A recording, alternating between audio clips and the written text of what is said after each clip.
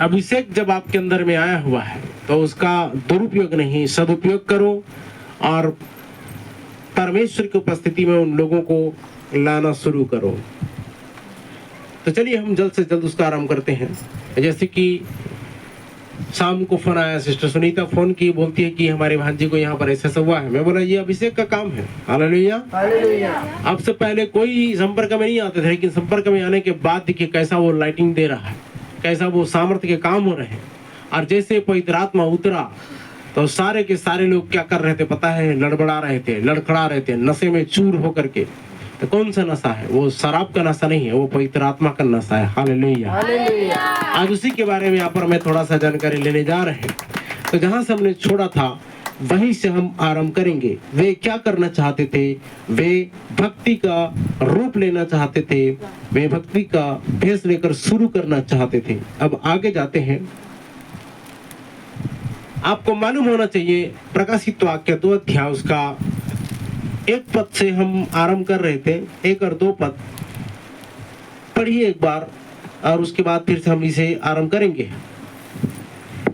इफिसुस की कलीसिया के दूत को यह लिख, इफिसुस की कलीसिया के दूत को यह लिख भेज, जो 7 तारे अपने दाहिने हाथ में लिए हुए, 7 तारे अपने दाहिने हाथ में लिए हुए हैं, और सोने की 7 दीवटों के बीच में, और सोने की 7 दीवटों के बीच में चल फिर रहा है।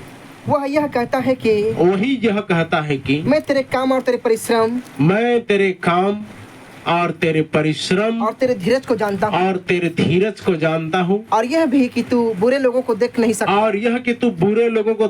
सकता, और जो अपने आप को प्रेरित कहते हैं और है नहीं, उन्हें तूने परख कर झूठा क्या पाया? झूठा पाया। Hallelujah hallelujah. आज ही मैं एक बहन से बात कर रहा था, जब कॉल आया उधर से, तो मैं बोला आपका चर्च धस्ती रेत है। तो वो ऐसा कैसे बोल रहे बोलती। मैं बोला आपका पास्टर भी ठीक नहीं है, आपका चर्च भी ठीक नहीं है। बोला तो हमारे पास्टर के बारे में ऐसा क्यों बोल रहे हैं? मैं बोला बिल्कुल ऐसा ही है, जाकर देखो। बोला तुम्हारे पास्टर को बोलना प्रेरितों का काम 2:38 प्रचार करने के लिए नहीं कर पाएगा। बोला तो ऐसा क्यों? तो मैं बोला वहाँ वचन की शिक्षा ही नहीं है।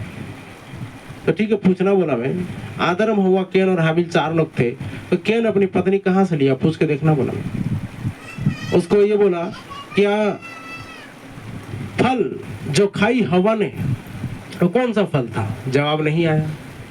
तो बोले ऐसी बहुत सारे भेद है। अच्छा वहां पर उत्पत्ति में लिखा हुआ है सांप का वंश, तो सांप कौन है? बोला वो भी नहीं बता पाई। तो सांप का वंश को कौन है पूछने से वो बोलती है कैन है। तो मैं बोला कैन कैसे में सांप का वंश हुआ? सांप कैसा था, क्या था? कुछ डिक्लेयर नहीं कर पाई वो।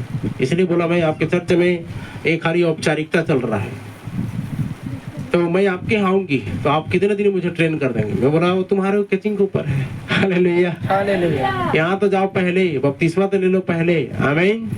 और पवित्र आत्मा को गाइड करेगा। बोले हालेलुया। आती है वहां जुड़वा पैदा होते हैं। क्या पैदा होते हैं? याद रखने इस बात को। एग्जाम्पल में देखिए इसहाक और रिबका ने जुड़वा पैदा किए। किसने? इसहाक और रिबका ने। ये वही रिबका थी जो ऊंट से उतर रही थी, अरे वही इसहाक था जो अपने महल से निकल करके मैदान में आ गया था। ये कौन थे? उनका नाम क्या था? जे इसहाक और रिबका ने जुड़वा पैदा बच्चा किए, मतलब बच्चा जुड़वा पैदा किए। इसका नाम था, एक का एसाव और दूसरा का नाम क्या था? क्या था जी? याकूब। इसको तो नहीं बता पा रहे हो आप। एसाव और याकूब 2 भाई थे, ये दोनों जुड़वा थे। क्या थे? उधर जाके देखिए उत्पत्ति में कैन और हाबिल 2 भाई पैदा हुए, दोनों जुड़वा थे। तो इस बात को समझना पड़ेगा थोड़ा सा कि क्यों जुड़वा पैदा होते हैं और कारण क्या है जुड़वा पैदा होने का। इसका देखिए पिता जो है पवित्र था, मतलब कौन? इसहाक। और माता भी पवित्र थी। क्या थी? पवित्र थी। अगर आप कहेंगे कैन और मतलब आदम और हवा क्या पवित्र नहीं थे? थे लेकिन पैदा बच्चा कैसा हुआ? बच्चा पैदा कैसा हुआ? एक था हत्यारा और एक था भक्ति वाला। समझ आ रहा है? कारण क्या आगे देखते हैं। पिता पवित्र था, माता पवित्र थी, परंतु उनके 2 लड़के उत्पन्न हुए। कितने लड़के? 2 लड़के। और नाम था एसाव और याकूब। अब ये दोनों ही धार्मिक थे। कैसे थे? धार्मिक। दोनों ही धार्मिक थे। मतलब समझ में आ रहा है कुछ बात? आज मुझे वो बहन पूछ रही थी, मैं बोला आप हमसे भी अच्छा आराधना प्रार्थना कर रहे होंगे, लेकिन ज्यादा भी धार्मिक दिखाई दे रहे, आप कैसे जानोगी? आज के पास्टर लोग धर्म धर्म का भेद नहीं जानते। आज के पास्टर लोग दूध और पानी को अलग नहीं कर सकते। आज के पास्टर लोग भले बुरे को एक साथ मिला देते हैं, जानते नहीं है कौन सही है और कौन कहाँ सही देना चाहिए और कहाँ नहीं देना चाहिए। देखो बहन क्या बोली, गवाही दी ना, दसवांश को कभी नहीं रोकना चाहिए। मैं आपको साफ बता रहा हूँ, दसवांश को कभी नहीं रोकना चाहिए। आप मेरे मोबाइल में देखिए, मैं हर सप्ताह पास्टर जी को फोन करता हूँ और हर सप्ताह हर 15 दिन में मैं अपना दसवांश उधर भेज देता हूँ। बोलता हूँ पास्टर जी आप मेरे लिए दुआ करना। हालेलुया। दसवांश से इतनी आशीष आती है कि वो आपके भंडार को खाली रहने नहीं देगा। अन्य चीजों में तो नहीं, लेकिन लिखा है सारे दसवांश भंडार में ले आओ ताकि मेरे घर में भोजन वस्तु भर रहे और इससे तुम परमेश्वर को परखो। वह आकाश के झरोखे तुम्हारे लिए खोलकर तुम्हारे ऊपर अपरंपार आशीष की वर्षा करता हूँ कि नहीं। हालेलुया। हालेलुया। बहन बोल रही थी कुछ लोन लेकर के क्या करेंगे, इसको कर्जा को चुकता करेंगे और अपना जो गहना उसको गिरवी रखी है उसको छुड़ाएंगे करके। तो वो बोल रही 3-4 गहना है और उसको बिना लोन लिए समय से पहले उसको क्या कर लिया, उन्होंने छुड़ा लिया। बोले हालेलुया। दसवांश में इतनी ताकत होती है और जितने लोग दसवांश नहीं देते हैं वो चोर कहलाएंगे। क्या कहलाएंगे? वो कैसे भाई? आपने अब देखो परमेश्वर पूरा का पूरा तो नहीं मांग रहा है ना। आप इस रीति से 1 2 3 4 5 6 7 8 9 और 10, ठीक है, मान के चलो ये कितना है, कितना है? इसके आगे हम 10-10 जोड़ते हैं, कितना हुआ? 1000। ठीक है, ये पूरा का पूरा नहीं मांग रहा है, इसमें से एक हिस्सा मांग रहा है। कितना? एक हिस्सा। इसी को तो बोलते हैं दसवांश। हालेलुया। हालेलुया। इसी को तो बोलते हैं दसवांश। आपका 90% आपका है और ये 10% जो है, जो 1 भाग है, 10 भाग में से 1 भाग परमेश्वर यहोवा का है। हालेलुया। हालेलुया। आमीन। इसी 1 भाग को अगर देते हैं आप तो वो फिर से आपको इसी चीज का भरपाई करता है। एक चीज आप बोते हैं और उसका भरपाई वो परमेश्वर कर देता है। बोलिए हालेलुया। हालेलुया। तो है कि नहीं ये इंटरेस्टिंग? देना चाहिए कि नहीं? रोकना चाहिए कि नहीं? नहीं रोकना चाहिए। मैं हिसाब कर करके रखता हूँ, 1 सप्ताह पूरा सेवकाई करता हूँ। आज मुझे इतना मिला, आज मुझे इतना मिला, लिख के रखता हूँ। उसके बाद में क्या करता हूँ, सप्ताह के या आज के पहले शनिवार के दिन शाम को या जितना भी समय फिर मोबाइल में उस चीज़ को डालता हूँ। उसके बाद में ट्रांसफ़र कर देता हूँ, बोलता हूँ पास्टर जी ये रहा मेरा दसवांश इस सप्ताह का। हालेलुया। तो बोलते हैं, मेरे को आशीष देते हैं, कहते हैं कि प्रभु आपको और इस्तेमाल करे, आशीष दें। तो समझ रहे दसवांश में इतनी ताकत होती है। देखो अब्राहम ने दसवांश दिया, जब तक उस वक्त दसवांश का नियम नहीं था। आज आपके और मेरे पास में दसवांश का नियम है। दसवांश देने से बड़ा ही प्रतिफल मिलता है। आगे देखते हैं, वे दोनों ही धार्मिक थे, परंतु जब काम की बात आती है तो दोनों में अंतर आ जाता है। इसमें तो प्रभु क्या बोल रहा है, मैं तेरे कामों को जानता हूँ। अब ये देखो, इसका काम क्या था, इसका काम क्या था। ये दोनों का काम को आप बाइबल में पढ़ोगे तो अंतर है या नहीं है?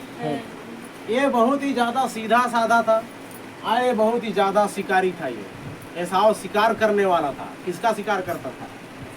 जानवरों का। अगर कर्मों की बात करें तो एक अच्छे कानूनवाद के रूप में वह संभवतः जैकब की तुलना में एक बेहतर लड़का था। मतलब इसके तुलना में ये जो है ना बेहतरीन था। आज भी परमेश्वर के लोग उतना ज़्यादा इसके अंदर में खास क्वालिटी नहीं रहती है, वो सिंपल साधारण दिखते जरूर है। और ये बहुत ही खतरनाक था। क्या था? जैकब माने याकूब। याकूब से ज़्यादा ये लड़का तेज तर्रार था।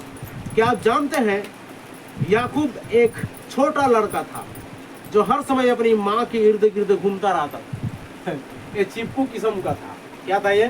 चिप्पू किस्म का। बहुत लोग होते हैं पापा के पास नहीं जाते, मम्मी मम्मी बोलते रहते थे। ये याकूब जो है ना अपनी मम्मी के पास चिपका हुआ रहता था। बारीकी से अगर आप पढ़ोगे, अध्ययन करोगे तो समझ में आएगा कि याकूब कैसा था। तो ये एक चिपकू लड़का था और अपनी माँ के इर्द गिर्द आजू बाजू में घूमता रहता था। लेकिन एसाव बाहर निकला और काम किया। क्या किया इसने? बाहर निकला और काम किया। और आगे देखिए, वह बाहर गया और अपने बूढ़े अंधे पिता जो एक भविष्यवक्ता था, कौन? इसहाक भी भविष्यवक्ता था, उसके लिए उसने क्या किया? उसको देने के लिए हिरन का मांस ले आया। किसका मांस? हिरन का मांस। तो आप समझ सकते हैं कि ये कितना जबरदस्त शिकारी था। ये क्या था? ये शिकारी था। और ये जो है ना माँ के पीछे घूमने वाला एक व्यक्ति था। ठीक, उसने हिरन का मांस ले आया, उसने उसकी देखभाल करने की कोशिश की। मतलब इसकी एसाव ने अपने पिता की देखभाल करने की कोशिश की। इसकी नाम क्या है उसका? इसहाक। बोले जोर से, इसहाक। हाँ, इसहाक का मतलब होता है हंसी। तो उसके बारे आगे देखते हैं। लेकिन याकूब के पास केवल एक ही चीज थी, उसके मन में केवल एक ही बात थी। क्या बात होना चाहिए? ये तो अपने पिता को खुश कर रहा है शिकार करके, हिरन का मांस खा के वो बहुत ही अच्छा फील कर रहा है। कौन? इसहाक। अरे इसहाक अपने बेटे एसाव से प्रेम करता था और इसकी जो माता थी रिबका, याकूब से प्रेम करती थी। चलिए आगे देखते हैं।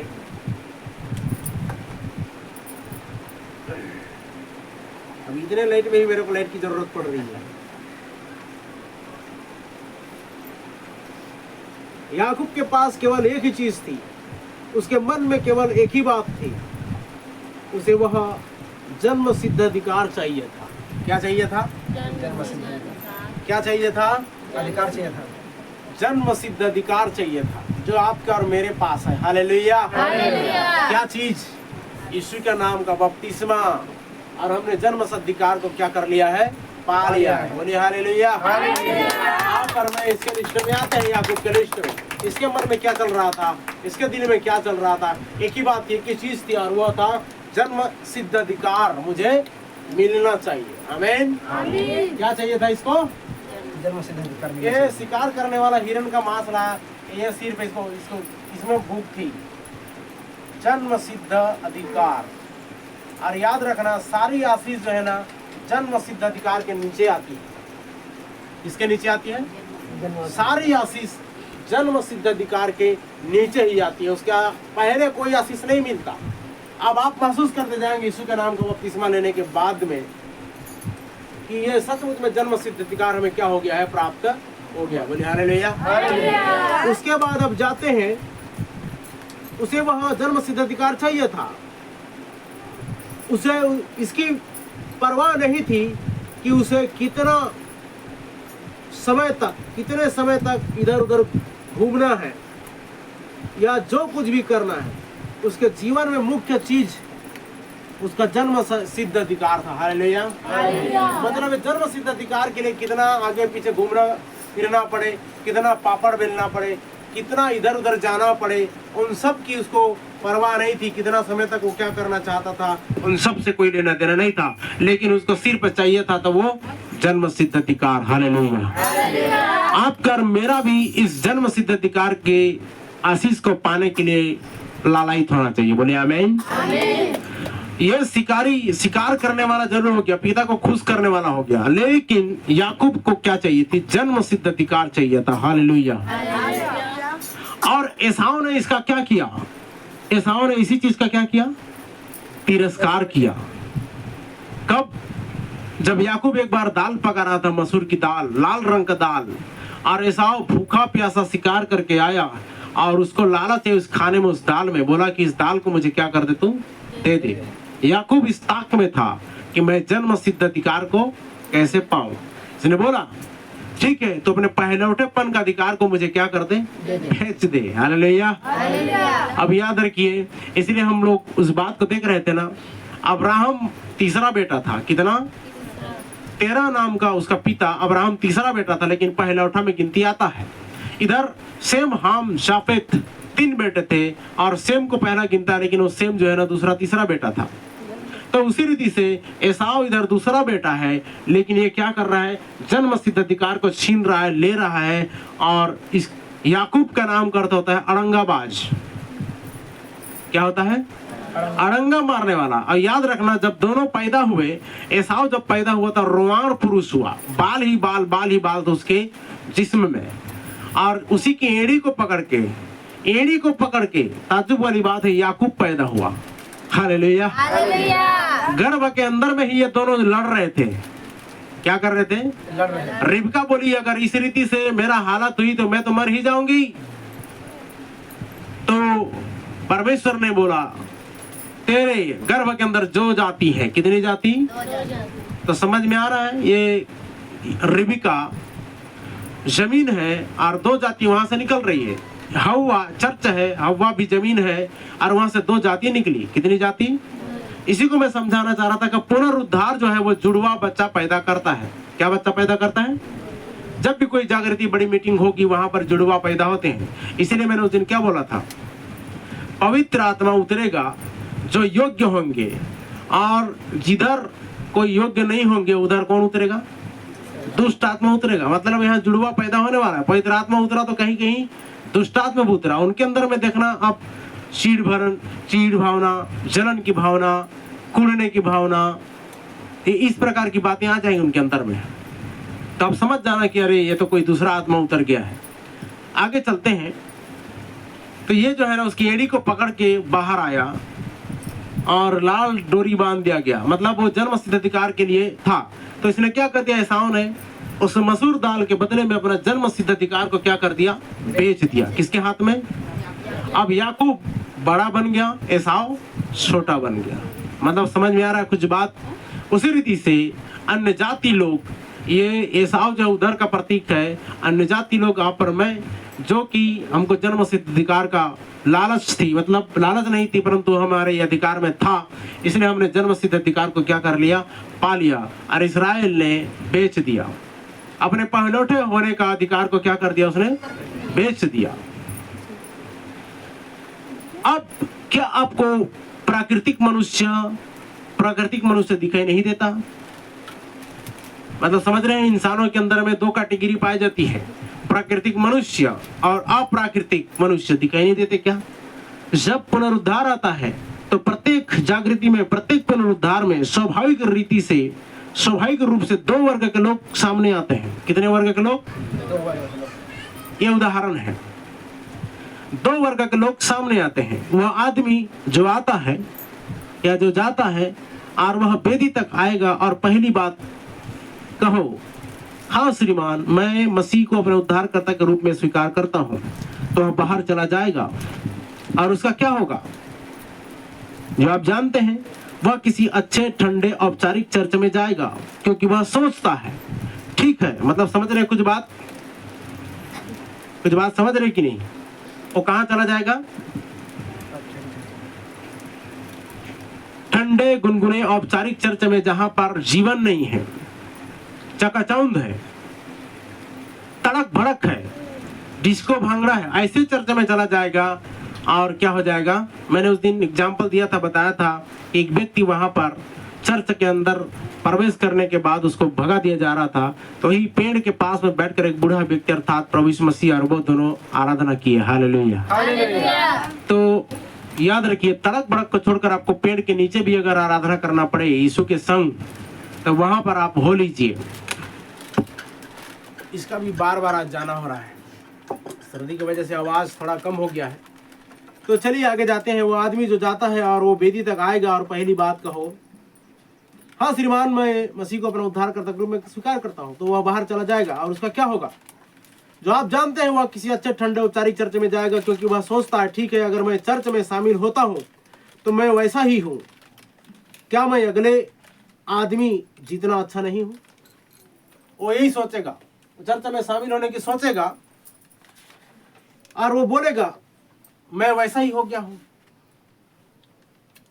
क्या मैं अगले आदमी जितना अच्छा नहीं हूं? इससे क्या फर्क पड़ता है? जब तक मैं हूं तब तक चर्च बनाओ और मेरा अनफैशन बनाओ, यह एक है और बहुत सारा अंतर है। और क्या बोलेगा वो, जब तक मैं हूं तब तक चर्च बनाओ और ये मेरा अनफैशन है, यह एक है और बहुत सारा अंतर है। और क्या क्या अंतर है उस बात को जानना बहुत ही जरूरी है। तुम्हें फिर से जन्म लेना होगा, आपके पास जन्म सिद्ध अधिकार होना ही चाहिए। बोलिए आमीन। आमीन। और याकूब को इसकी चिंता ना रही कि उसका कितना उपहास किया गया। याकूब को इसकी चिंता नहीं रही कि इसको कितना मजाक उड़ा गया, कितना तिरस्कार किया गया, कितना पापड़ बेलने पड़े, कितना उसको झमेले में पड़ना पड़े। इस चीज का उसको जरा सा भी परवाह नहीं थी। उसी रीति से आपको भी परवाह नहीं होना चाहिए। आपके पास में होना चाहिए तो जन्म सिद्ध अधिकार होना चाहिए। हालेलुया। हालेलुया। जो परमेश्वर हमें मुफ्त में देता है। बोलिए आमीन। आमीन। वह सिर्फ अपने जन्म सिद्ध अधिकार की देखभाल करना चाहता था। आप भी अपने जन्म सिद्ध अधिकार की देखभाल करना आना चाहिए। उसने ऐसा नहीं किया था कि उसे यह कैसे प्राप्त करना है, इसका कैसे प्राप्त करना है, लेकिन एक ऐसे समय में परमेश्वर ने इसकी जिंदगी में काम किया और याकूब एसाव को बोला कि तू अपने जन्म सिद्ध अधिकार क्या कर दे, मेरे हाथ में भेज दे। और वो जन्म सिद्ध अधिकार किसने क्या कर लिया, हथिया लिया। और अब आगे देखते हैं। अब बहुत सारे लोग क्या करते हैं, जन्म सिद्ध अधिकार प्राप्त नहीं करना चाहते क्योंकि उन्हें लगता है कि यह थोड़ा अलोकप्रिय है। क्या है वो, लोकप्रिय नहीं है, अटपटासा है, उटपटांग है, अलोकप्रिय है। लोकप्रिय होना चाहते हैं लोग, लेकिन ये थोड़ा सा अलोकप्रिय है, ऐसा सोचते हैं। वे वेदी पर उतर कर थोड़ा रोना नहीं चाहते। क्या नहीं करना चाहते, रोना नहीं चाहते वेदी पर उतर कर। परमेश्वर की वेदी पर उतर कर कोई वो रोना नहीं चाहते। और याद रखना, याकूब ने भयंकर रोया है। मैं आपको बता दूंगा बाइबल में कि बहुत ज्यादा रोया याकूब ने। क्या चीज को पाने के लिए, आशीष को पाने के लिए। कहां पर लिखा है पता है, होशे नबी की पुस्तक अध्याय 13 और उसका 3 और 4 पद में जहां तक पाया जाता है, अगर आप पढ़ोगे तो वहां पर आपको मिल जाएगा।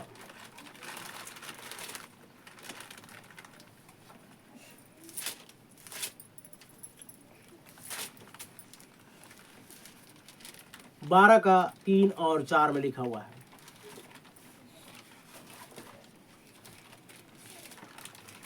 पढ़िए। जन्म सिद्ध अधिकार के लिए रोना पड़ेगा। वो वेदी में उतरकर बहुत सारे लोग रोना नहीं चाहते। क्यों जानते हैं? अभी मैं उसका विश्लेषण करके आपको बताऊंगा रोना क्यों नहीं चाहते। पढ़ो। अपनी माता की कोखी में हाँ, कोखी में उसने अपने भाई को अड़ंगा मारा। देखो लिखा है ना, माता की कोख में ही याकूब ने अपने भाई को क्या मारा, अड़ंगा मारा। एसाव को अड़ंगा मारा। और बड़ा होकर वह परमेश्वर के साथ लड़ा। किसके साथ लड़ा? परमेश्वर के साथ लड़ा। आप लड़ते हैं, अपने चंगाई के लिए लड़ते हैं। प्रभु तेरे वचन में ऐसा लिखा है, अगर तू नहीं देता है तो तेरी और मेरी फाइट है।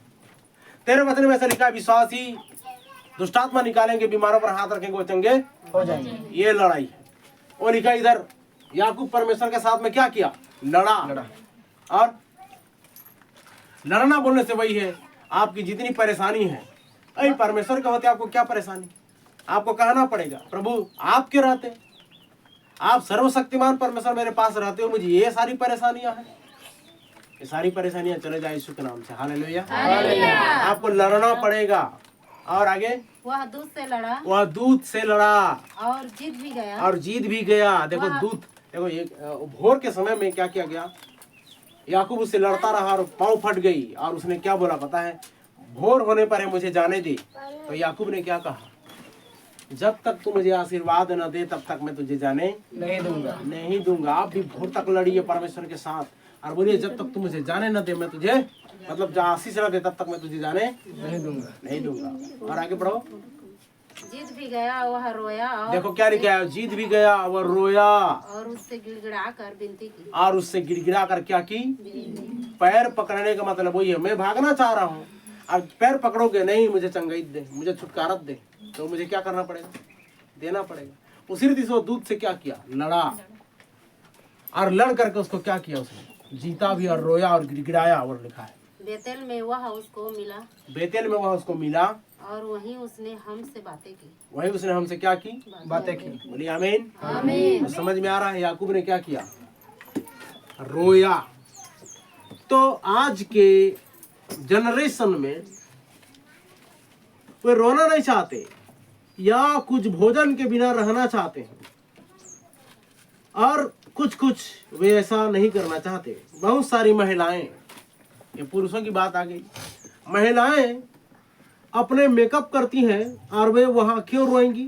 क्योंकि सब मेकअप क्या हो जाएगा? धुल जाएगा। क्या हो जाएगा? उनको फिर से लगानी पड़ेगी, मेकअप को दोबारा लगाना पड़ेगा। हमारे कहने का मतलब यह नहीं कि यह अपवित्रता है, लेकिन आपको समझना आना चाहिए। लेकिन यह सच है। वे बस यह नहीं चाहते, वे नया जन्म नहीं चाहते। नया जन्म आपको पाने के लिए, जन्म सिद्ध अधिकार को पाने के लिए आपको क्या करना पड़ेगा? रोना पड़ेगा। अपने दुख, दर्द, पीड़ा, आंसू, कष्ट, गरीबी, इन सब में बहुत ज्यादा रोया है। लेकिन अब इस जन्म सिद्ध अधिकार को प्राप्त करने के लिए, इस बड़ी आशीष को पाने के लिए, अभिषेक को पाने के लिए आपको क्या करना पड़ेगा? रोना पड़ेगा। मैंने तो काफी रोया, मतलब इतना ज्यादा कि मैं 80 किलो का व्यक्ति 50 केजी का हो गया। समझ रहे हैं? 2014 से रोना स्टार्ट किया, वो जाकर 2022 में समाप्त हुआ, क्योंकि उसके बाद में लाइफ चेंज हो गई। आमीन आमीन। और ये भेद मिला, प्रकाशन मिला। हालेलुया। आगे देखते हैं। क्योंकि नया जन्म एक तरह से गड़बड़ है, या किसी भी अन्य जन्म की तरह है। कोई भी जन्म गड़बड़ है। हमें इसकी परवाह नहीं है कि यह कहाँ है, यदि यह सुअर के बाड़े में है या खलिहान में है, यदि वह गुलाबी रंग के सजाए गए अस्पताल के कमरे में है, तो यह है गड़बड़। नया जन्म गड़बड़ है। क्यों जानते हैं? ऐसा ही नया जन्म है गड़बड़। आमीन। यह ऐसा बनेगा, आप ऐसे काम करते हैं जिनके बारे में आपने नहीं सोचा था कि आप ऐसा करेंगे। एक कोने पर खड़े हो जाएं, या गाएं, या डबली बजाएं और कहें परमेश्वर की जय हो। हालेलुया। प्रभु की जय, प्रभु की महिमा हो। आमीन आमीन। किसके लिए?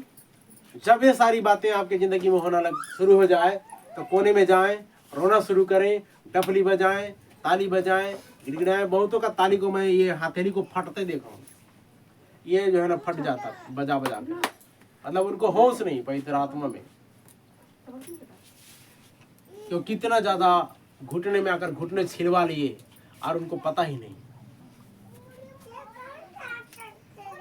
आप एक पागल की तरह व्यवहार करेंगे।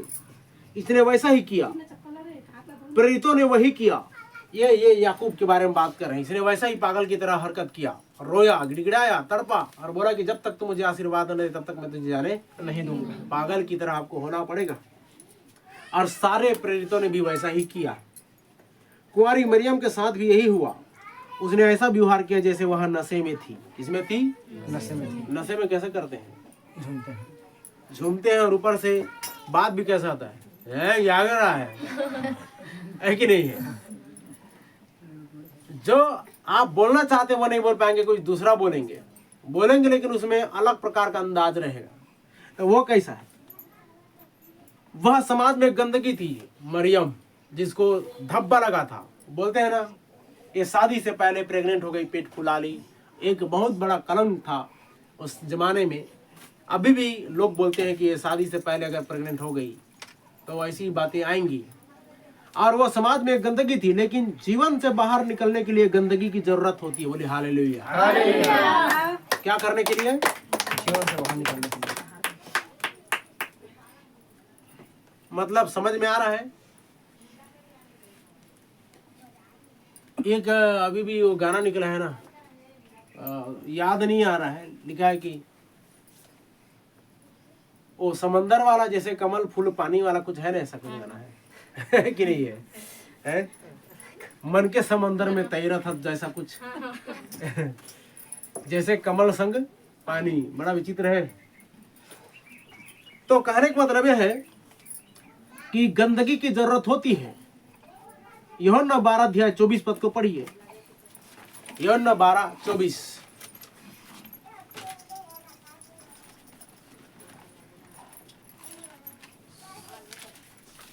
मैं तुमसे सच सच कहता हूँ, मैं तुमसे सच सच कहता हूँ कि जब तक गेहूं का दाना हाँ, ये देखो, ये गेहूं का दाना परमेश्वर का ओरिजिनल बीज है, और उनको हर एक ओरिजिनल बीज को क्या करना पड़ता है? मरना पड़ता है। मरना पड़ता है। लिखो, पढ़ो क्या लिखा है। गेहूं का दाना भूमि में पड़कर जब तक गेहूं का दाना भूमि पे गिरकर मर नहीं जाता, वह अकेला रहता है, वह अकेला रहता है, परंतु जब मर जाता है, तो बहुत फल लाता है। आमीन। आमीन। आप देख सकते हैं कि हमारा फल कैसा है। हम मरे प्रभु में, गाड़े गए प्रभु में, और यीशु मसीह के साथ में नया दाना के साथ जी उठे। हालेलुया। और लिखा है कि जब वो मरता है तो अकेला रहता है। हम भी मरे अकेले, लेकिन देखो कितना क्या लिखा है कि जब वो जी उठता है तो बहुत सा फल लाता है। बोलिए आमीन। आमीन। उसी रीति से एक व्यक्ति नया जन्म पाने के लिए उसको क्या करना पड़ेगा? मरना पड़ेगा। जब तक कोई चीज मरकर सड़ न जाए, उसमें से जीवन नहीं आ सकता। तो जब तक मनुष्य मरकर अपने ही विचारों में सड़ता नहीं, तब तक मसीह उसके हृदय में प्रवेश नहीं कर सकता। जब आप स्वयं के बारे में सोचने की कोशिश कर रहे हैं, मतलब क्या है? आप कैसा ऐसा बोलोगे? अभी भी बोलोगे मैं कुछ हूं, प्रभु अभी भी काम नहीं करेगा आपके अंदर। अभी आप कहोगे कि मेरे पास ये सारी चीजें हैं, ऑल फैसिलिटी है, हम धनी हो गए, हम धनाढ्य बन गए, अभी भी आपको काम नहीं करेगा परमेश्वर।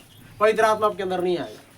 कहोगे, जाकर घुटने में आ जाओगे और रोगे, प्रभु बोलोगे कि आई एम नथिंग, मैं कुछ नहीं प्रभु तेरे बिना, मुझे कुछ नहीं आता, एकदम 0 सन्नाटा हूँ, मेरे अंदर कोई काबिलियत नहीं, कोई हुनर नहीं, कोई अक्ल नहीं, कोई बुद्धि नहीं, किसी भी प्रकार का कोई शांति नहीं। इन सब बातों को बोलोगे तब परमेश्वर आपके अंदर में आएगा। हालेलुया। हालेलुया। ये एटीट्यूड वालों को नहीं, परंतु इस प्रकार की एक्टिविटी करने वालों को पसंद करता है। लिखा है घमंडियों के विमुख रहता है और दीनों पर अनुग्रह करता है। हालेलुया। समझ में आ रहा है? 2 व्यक्ति थे, एक ने क्या किया? प्रार्थना किया, बोलता है मैं उस पापी व्यक्ति की तरह नहीं हूँ, मैं सप्ताह में 2 बार उपवास करता हूँ, टाइट देता हूँ, ये करता हूँ, और वो बड़ा डिंग मार रहा था। लेकिन एक व्यक्ति क्या बोला पता है? प्रभु मैं पापी हूँ, मुझ पर दया कर। और चेहरा उठाना भी नहीं चाह रहा था वेदी की ओर, और वो बोले जा रहा था कि प्रभु मैं कुछ भी नहीं हूँ, मैं पापी हूँ, मैं चेहरा भी नहीं उठा सकता तेरे सामने में। वही व्यक्ति उधर उद्धार पकड़ स्वर्ग गया। हालेलुया। समझ में आ रहा है? इसीलिए प्रभु ने क्या बोला है, बाइबल के वचन को समझना, कि जब तक मनुष्य बालक की ना बने तो तब तक स्वर्ग के राज्य में प्रवेश नहीं कर सकता। बालक के समान मतलब ये होना चाहिए कि आपको भले बुरे का नॉलेज छोड़ दो, लेकिन अलग बातों को जानना ही नहीं है। बालक की स्वभाव की तरह आपकी जिंदगी हो जाना चाहिए, तब आप प्रवेश कर पाएंगे। अब चलिए आगे देखते हैं। तो यहाँ पर लिखा है स्वयं को सोचने का प्रयास करें। अब यदि हम वेदी के पास जाएं और कहें हे प्रभु मैं एक अच्छा व्यक्ति हूँ, मैं आपको ले जाऊंगा, मैं अपना दशमांश अदा करूंगा, मैं यह करूंगा, तो वो क्या बोलेगा पता है? अगर ऐसा आप बोलते हो तो वो बोलेगा तुमको मरना होगा। क्या होगा? मरना पड़ेगा। एक व्यक्ति बोला ना मैं बचपन से सबको मानता आया हूँ, तो यीशु मसीह ने क्या बोला? अभी भी तेरे अंदर एक बात की कमी है, जा उन चीजों को क्या कर दे, संसार को दे दे, और तब मेरे पीछे होकर के चलना। तो अभी भी अगर आप बोलोगे हमारे पास ये सारा चीज है, तो वो उतर करके नहीं आने वाला। जब आप कहोगे प्रभु मेरे पास कुछ भी ऐसा चीज नहीं है, पवित्र आत्मा उतर करके आएगी। हालेलुया। हालेलुया।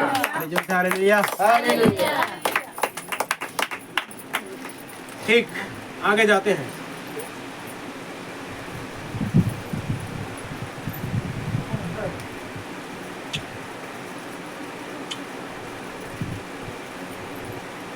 तुम्हें मरना पड़ेगा, पवित्र आत्मा को अपने ऊपर हावी होने दीजिए, पवित्र आत्मा को आपके ऊपर कंट्रोल करने दीजिए। क्या करने दीजिए? पवित्र आत्मा को कंट्रोल करने दीजिए। पवित्र आत्मा को आपके ऊपर में कंट्रोल करने दीजिए, और वह आपके साथ जो चाहे वही करे। पवित्र आत्मा आपको उठाए, पवित्र आत्मा आपको जगाए, पवित्र आत्मा आपको कहीं भेजे, पवित्र आत्मा आपको कहीं कुछ बोले, और उसको करने दीजिए और आप वही करें। इसके साथ कुछ गड़बड़ हो जाओ, किसके साथ? पवित्र आत्मा के साथ गड़बड़ हो जाओ। अगर होना ही है गड़बड़ तो पवित्र आत्मा के साथ हो जाओ। यह भयानक लगता है, आप पवित्रता पूर्ण नहीं, लेकिन यह सत्य है। बोलिए हालेलुया। यही एकमात्र तरीका है, यह समझना होगा। उस दिन यहूदियों के उस प्रतिष्ठित समूह से बढ़कर और क्या उपद्रव हुआ कि इन लोगों को लड़खड़ाते होठों से वहां से निकलते देखा। क्या आप जानते हैं हकलाना क्या है? हकलाना, कितने सारे लोग इधर हकलाते हैं? नहीं हकलाते ना, सब स्पष्ट बोलते हैं, लेकिन अभी बच्चों को बोल के देखिए ऐसा करेंगे कि नहीं करेंगे? ये हकलाना क्या है? ये जितने प्रेरितों का जो समूह था, यहूदियों का जो समूह था, अब आगे जाके देखिए, आपको मैं बताता हूँ। प्रेरितों के काम 2 अध्याय 1 से 4 पद पढ़िए। प्रेरितों के काम अध्याय 2 1 से 4। जे जब पिंतकुस्त का दिन आया, जब पिंतकुस्त का दिन आया, जी हाँ, तो वे सब एक जगह इकट्ठे थे। एकाएक आकाश से बड़ी आंधी की सी सनसनाहट का शब्द हुआ। सारे जगह एक जगह इकट्ठे, मतलब सारे लोग एक जगह इकट्ठे थे, और आकाश से बड़ी सनसनाहट का सा शब्द हुआ, और उससे सारा घर जहाँ वह बैठे थे गूंज गया। और उसे सारा घर जहाँ वो बैठे थे क्या हो गया? गूंज गया। और उन्हें आग की सी जीभें फटती हुई दिखाई दी। आग किसी जीभें फटती हुई दिखाई दी, और उनमें से हर एक पर 8 है। उनमें से हर एक पर क्या की? 8 है। अब याद रखना, पवित्र आत्मा शुरू में जब ऐसा उतर रहा है, अंतिम में भी वैसा ही उतरेगा। Hallelujah. Hallelujah. Second time, third time, fourth time जब भी उतरेगा पवित्र आत्मा ऐसा ही उतरेगा। बोलिए आमीन। आमीन। हालेलुया। इससे अलावा कुछ और आत्मा अगर आती है, कुछ और अलग चीजें आती है, तो समझ जाना कि पवित्र आत्मा नहीं। हमें चिन्ह दे दिया गया है, हमें पैटर्न दे दिया गया है। उसी पैटर्न में अगर हमारे साथ काम हो रही है तो समझना कि हम सही हैं, अन्यथा हम भी गलत हैं। जिस पैटर्न को प्रभु ने पहले ही आरंभ करके रख दिया है, उसी पैटर्न से आप और मैं गुजरते हैं तो समझना चाहिए कि हम सही हैं। अन्यथा बहुत सारे चर्च आज अपना रोल स्थापित कर रहे हैं, अपना नाम रख रहे हैं, अपना काम कर रहे हैं, लेकिन परमेश्वर उनसे खुश नहीं। तो आगे पढ़िए क्या लिखा है। वे सब पवित्र आत्मा से भर गए। सब पवित्र आत्मा से भर गए, और जिस प्रकार आत्मा ने उन्हें बोलने की सामर्थ्य और दी, जिस प्रकार आत्मा ने उन्हें बोलने की क्या दी? सामर्थ्य दी, सामर्थ्य दी। वे अन्य भाषा बोलने लगे। यही तो है हकलाना, यही तो हकलाना है। परमेश्वर के राज्य में हकला रहे हैं। ये नया जन्म पाया इसलिए हकलाना शुरू कर दिए। बच्चे क्या होते हैं? हकलाते हैं। हकलाते कि नहीं? तो ये नया जन्म पाने के बाद में ये काम होता है। और आगे देखते हैं, हकलाना मतलब होता है अन्य भाषा।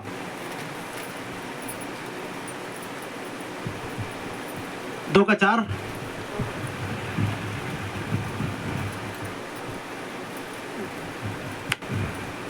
नशे में धूत लोगों की तरह व्यवहार करना, यही तो हकलाना है। वे तो बिल्कुल यही कर रहे थे, वे गंदे लग रहे थे। और उन्होंने कहा, प्रेरित काम 2 अध्याय उसको 12-13 पढ़िए।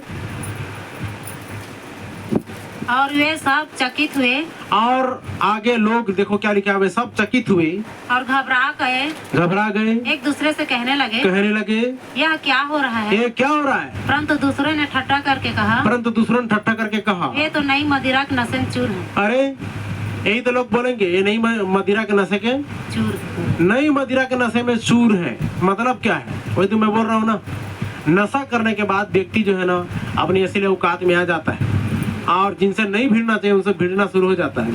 और उसके अंदर में ताकत नहीं, फिर भी वो ताकतवर होने का क्या करता है, वो साबित करने का प्रयास करता है।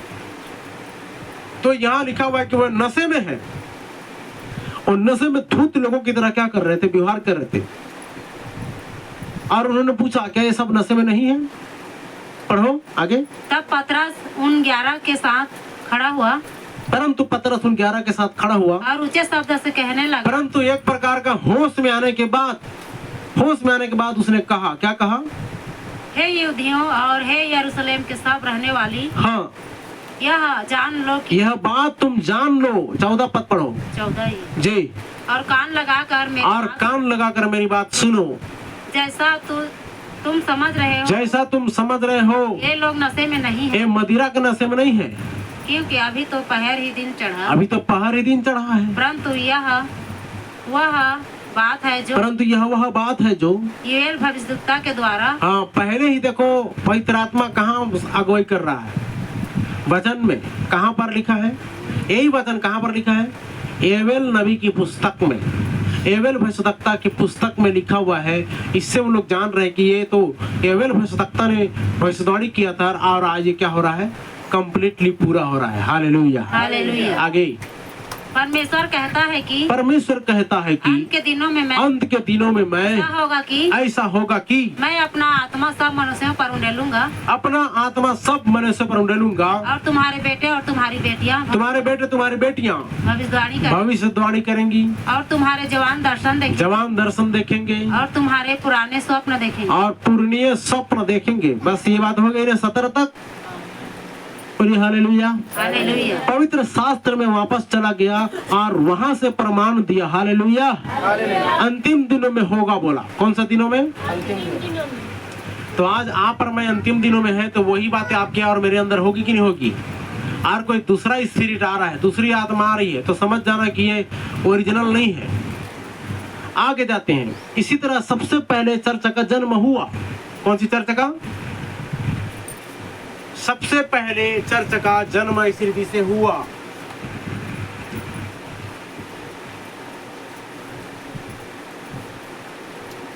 सबसे पहला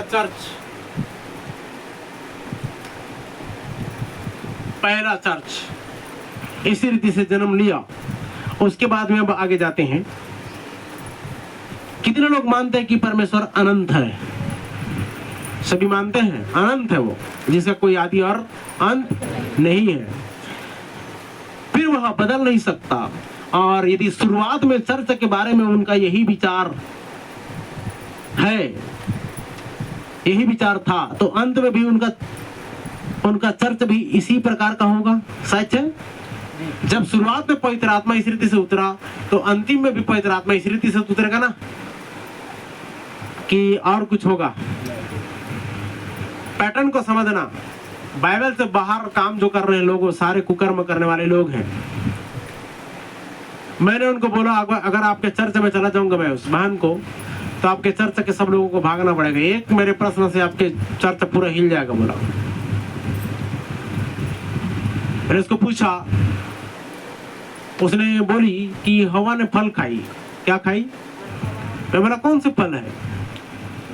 तो परमेश्वर ने उसको श्राप दिया, गर्भ के पीड़ा को बढ़ा दूंगा। तो मैं बोला मुंह ने फल खाया, दंड कौन पा रहा है? गर्भ। क्यों गर्भ दंड पा रहा है? आंख के बदले आंख और दांत के बदले दांत होना चाहिए था, मुंह के बदले मुंह को श्राप मिलना चाहिए था। मुंह ने तो फल खाया, और इधर लिखा हुआ है कि पेट श्रापित हो रहा है, गर्भ श्रापित हो रहा है। पता है आपको, गर्भाशय और कान सेम टू सेम है।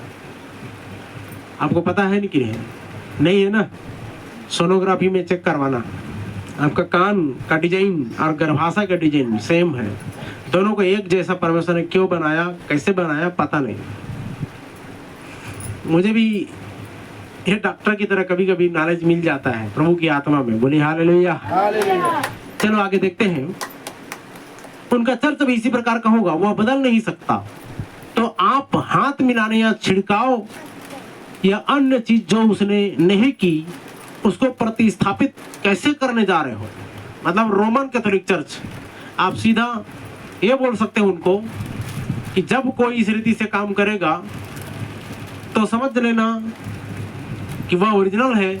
और जब कोई छिड़का वाला विधि करता है या ट्रिनिटी वाला विधि करता है, तो आपको समझ में आ जाना चाहिए कि अरे ये तो रॉन्ग है, डुप्लीकेट है। बोल देना चाहिए तुम सीधा रोमन कैथोलिक से संबंध रखते हो, तुम रोमन कैथोलिक चर्च हो, आप ओरिजिनल ईसाई नहीं हो, ओरिजिनल मसीह नहीं हो। नहीं घटित होगा, प्रेरितों में से हर एक ठीक उसी ओर वापस चले गए। ये वही घटित होगा, प्रेरितों में से हर एक ठीक उसी ओर वापस चले गए जब उन्होंने यह सब किया, पवित्र आत्मा उन पर आ गई थी। बोलिए आमीन।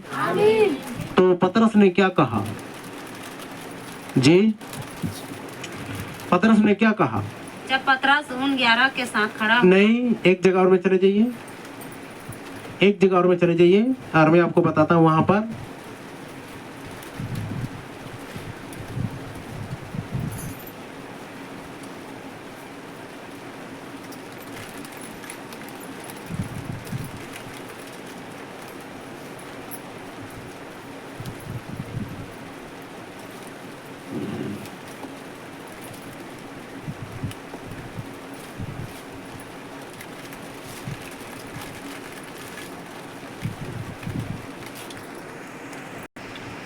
यहाँ पर जाइए, 10 अध्याय उसका 44 पद से पढ़िए।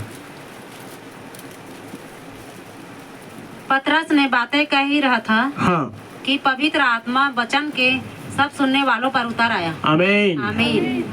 पवित्र आत्मा किसी के हाथ में नहीं है, वो है तो प्रभु यीशु मसीह के हाथ में। हालेलुया। हालेलुया। और इधर लिखा है परमेश्वर के वचन के सुनने वालों पर पवित्र आत्मा क्या आया? उतर आया। चलो ठीक है। और ऐसा लगता है कि आज के बड़े बड़े पास्टर लोग पवित्र आत्मा लो, पवित्र आत्मा लो, ऐसा लगता है कि हाथ से बाहर है, हाथ से निकल रहा है पवित्र आत्मा। उधर लिखा वचन के सुनने वालों पर पवित्र आत्मा उतर आया। बोलिए आमीन। आमीन। कब? कौन सा वचन? सही वचन, ट्रू वचन। उधर सुनोगे तो उधर पवित्र आत्मा उतरेगा आपके अंदर में। पढ़ो आगे। और जितने खतना किए हुए विश्वासी पतरस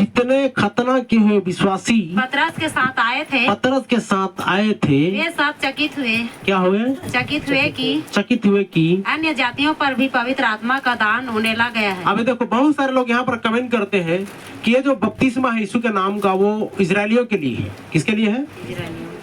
और यहाँ पर पतरस क्या बोल रहा है? अच्छा ठीक है, आप ये बताइए, परमेश्वर आशीष देगा, यहूदियों को अलग आशीष देगा और अन्य जाति को आशीष अलग देगा कि एक जैसा आशीष देगा? तो वचन में क्यों लिखा है फिर धर्मी और अधर्मी दोनों पर मेह बरसाता है एक जैसा, और भले बुरे दोनों पर कृपालु है, वह सब पर सूर्य उदय करता है एक समान। हालेलुया।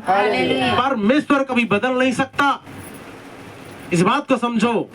और अगर वो कहते हैं तो उनको उसी वक्त ताड़ लिया करो, बोला तुम झूठे हो, हम तुम्हारी बात सुनने का नहीं।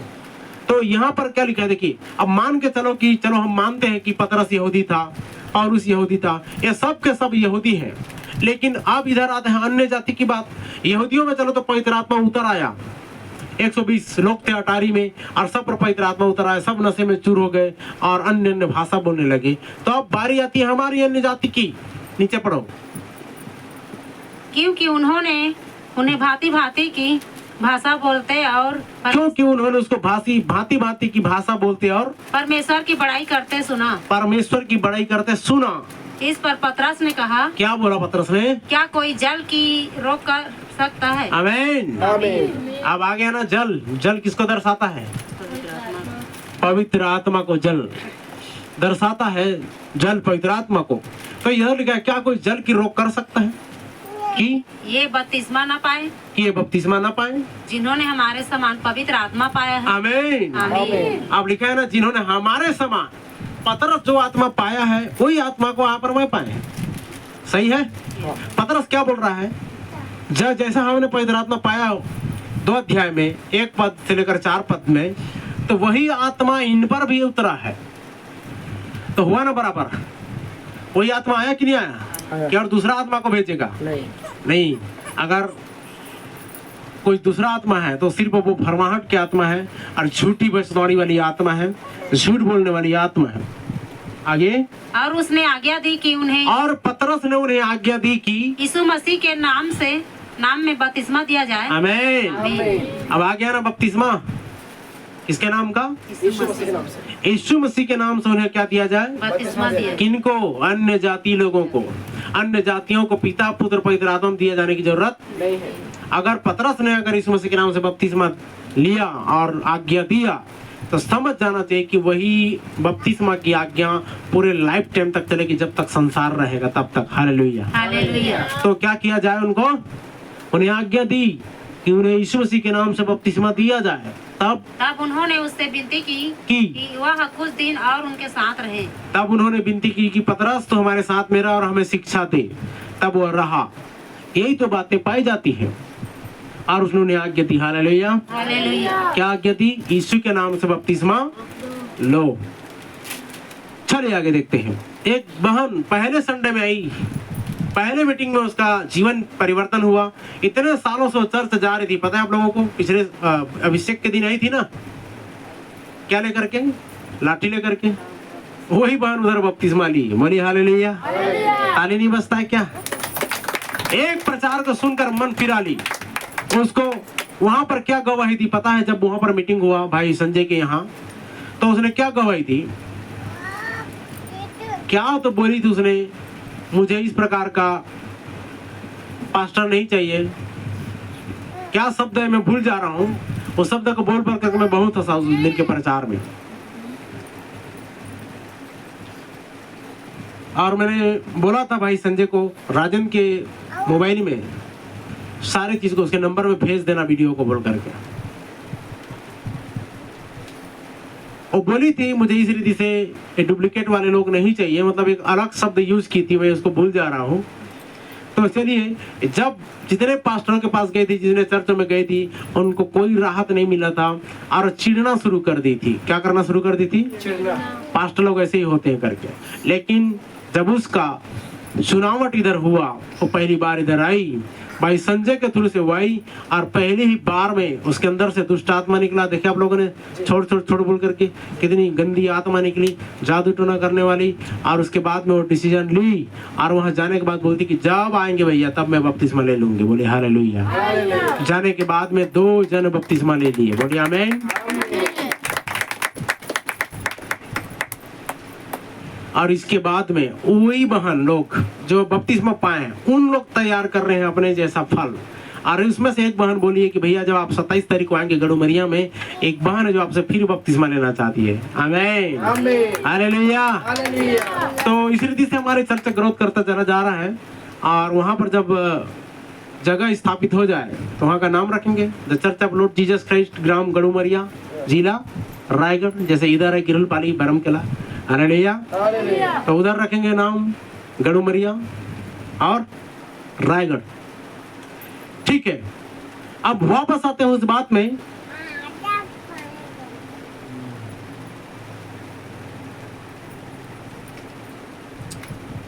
पौलुस ने पास जाकर देखा और बैप्टिस्टों का एक झुंड बड़े मजे से चिल्लाकर परमेश्वर की स्तुति कर रहा था।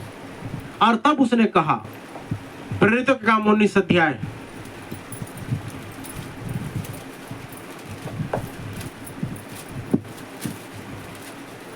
बपतिस्मा देने के बाद मैं वहां पर तालाब में डुबकी लगाया। वही डुबकी लगाना मेरे लिए थोड़ा सा सेहत में असर कर दिया। तालाब में मैंने नहा दिया और वो तालाब का पानी मुझे पकड़ दिया, सर्दी हो गया। पढ़ो क्या लिखा है। जब अपुल्लोस कुरिन्थियुस में था, जब अपुल्लोस कुरिन्थियुस में था, तो पौलुस ऊपर के सारे प्रदेश में होते हुए इफिसुस में आया। वहाँ कुछ चेलों को देखकर उनसे कहा, क्या तुमने विश्वास करते समय पवित्र आत्मा पाया? क्या तुमने विश्वास करते समय पवित्र आत्मा पाया? उन्होंने उससे कहा, हमने तो पवित्र आत्मा की चर्चा भी नहीं सुनी। सुन रहे हैं, ये बैप्टिस्ट है। कौन बैप्टिस्ट है? ये बैप्टिस्ट किनको बोला जाता है, मैं आज आपको बता देता हूँ। चलो आगे पढ़िए। उसने उनसे कहा, तो फिर तुमने किसका बपतिस्मा लिया? उन्होंने कहा, यूहन्ना का बपतिस्मा। ओह, ये जॉन द बैप्टिस्ट ही बैप्टिस्ट है। बैप्टिस्टो बोलने से जॉन द बैप्टिस्ट, यूहन्ना बपतिस्मा दाता ने हमें बपतिस्मा दिया। वो यही कह रहे थे। वे कहने लगे, हमें उसी आदमी ने बपतिस्मा दिया जिसने यीशु मसीह को दिया था। हालेलुया। हालेलुया। कौन दिया था? यूहन्ना। यूहन्ना बपतिस्मा दाता। और उसी ने हमें भी बपतिस्मा दिया है करके सारे लोग बोल रहे हैं। आगे पढ़ो। पौलुस ने कहा यूहन्ना ने यह कहकर मन फिरा, साफ शब्दों में बोला कि अब यह काम नहीं करेगा, जो तुमने लिया है वो काम नहीं करेगा। आगे यूहन्ना ने यह कहकर मन फिराया, यूहन्ना ने यह कहकर मन फिराओ का बपतिस्मा दिया था कि जो मेरे बाद आने वाला है, उस पर अर्थात यीशु पर क्या करना? विश्वास करना। यह सुनकर उन्होंने प्रभु यीशु के नाम में बपतिस्मा लिया। आमीन। आमीन। अब इधर डबल हुआ कि नहीं? और बहुत सारे लोग हिचकिचाते हैं, हम डबल कैसे लेंगे? अरे पास्टरों ने उनके अंदर में गलत फहमी डाल दिया है, दोबारा बपतिस्मा नहीं लेना। अगर गलत है तो आप 10 बार भी लो ना, गलत रहोगे। एक ही बार लो, सही रीति से लो। मैं भी तो डबल लिया हूँ, पहले भी लिया था 2004 में, लेकिन वो पता ही नहीं था मुझे। भले भिलाई का एक पास्टर आया था कोरे ड्रेस में आकर के, वो मंदिर के सामने, इधर अपना मंदिर है उसके सामने, मुझे उसी तालाब में बपतिस्मा दिया था। नाक में पानी घुस गया था, वो मान्यता नहीं हुई। 2014 में फिर मैं ओरिजिनल डूबा। हालेलुया। उससे संतुष्टि नहीं थी मेरे को, अब संतुष्टि मिल गई। अब और बपतिस्मा लेने की जरूरत नहीं है, क्योंकि मैंने ओरिजिनलिटी को पा गया। हालेलुया। तो समझ में आना चाहिए। यहाँ पर लिखा है कि उन्होंने यूहन्ना का बपतिस्मा लिया था, अब यीशु के नाम से बपतिस्मा ले रहे हैं। और उसने साफ शब्द में बोला था अब यह काम नहीं करेगा। और उसने कहा हाँ, लेकिन यह अब काम नहीं करेगा। देखना, पतरस ने पिंतेकुस्त के दिन पर इस पर मुहर लगा दी। चाबी उसके हाथ में थी, चाबी उसके पास थी। अब यह काम नहीं करेगा, तुम्हें फिर से बपतिस्मा लेना होगा। इसलिए उन्होंने क्या किया? फिर से बपतिस्मा लिया। बोलिए हालेलुया। किसके नाम पर? यीशु के नाम पर। और कब मुहर लगा? ये यूहन्ना बपतिस्मा दाता जो बपतिस्मा दे रहा था, वो मुहर कब लग गई? सील हो गया उसमें। जैसा कि आप सील के बारे में समझते हैं, दानियल को प्रभु ने क्या बोला था? दानियल तू बंद कर, एक कुछ साल बाद खुलेगा। इसका ओरिजिनल खुलेगा, वो यूहन्ना को खुलेगा। तो 2000 साल बाद उसका ओपनिंग हुआ। हालेलुया। तो उसी रीति से पतरस ने क्या किया? उसको सील कर दिया। ये बपतिस्मा, जॉन द बैप्टिस्ट वाला बपतिस्मा सील कर दिया। अब यहाँ से एक ओरिजिनल चल रहा है, यीशु के नाम का बपतिस्मा। हालेलुया। हम इतिहास में गए हैं ना, तो उस इतिहास में उसको ढूंढ कर निकालेंगे कि वो कहाँ पर है। पतरस ने उसको सील कर दिया, वो काम नहीं कर रहा था। अब यहाँ पर उन्होंने यीशु के नाम पर बपतिस्मा लिया। आमीन। अब पढ़ो आगे थोड़ा सा। जब पौलुस ने उन पर और फिर उन पर हाथ रखे गए तो पवित्र आत्मा उन पर उतरा, और उन्हें भी उसी तरह के परिणाम मिले थे जब शुरुआत में जैसे पहले पर पवित्र आत्मा उतरा था। और वे भिन्न भिन्न भाषा बोलने और हाँ, ये देखो, करने लगे। पवित्र आत्मा जैसे पतरस पर उतरा था और सारे लोगों पर उतरा था, वैसा ही पवित्र आत्मा इधर भी उतरा। बोलिए आमीन। तो समझ रहे हैं, उसी पैटर्न में सारी जगह में उतरेगा। और कोई और अलग रीति से बोलता है तो समझ जाना कि झूठा हो सकता है। चलो आगे देखते हैं।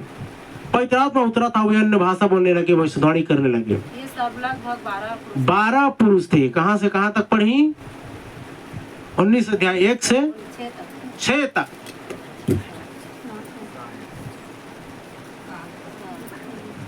जी 7 तक। ठीक है। अब यह सदियों से चर्चा रहा है। यही सब तो शुरुआत में हुआ था। अब यहाँ प्रभु कहता है मैं आप लोगों का धैर्य जानता हूँ। वापस प्रकाशित वाक्य 2 अध्याय उसका 2 पद।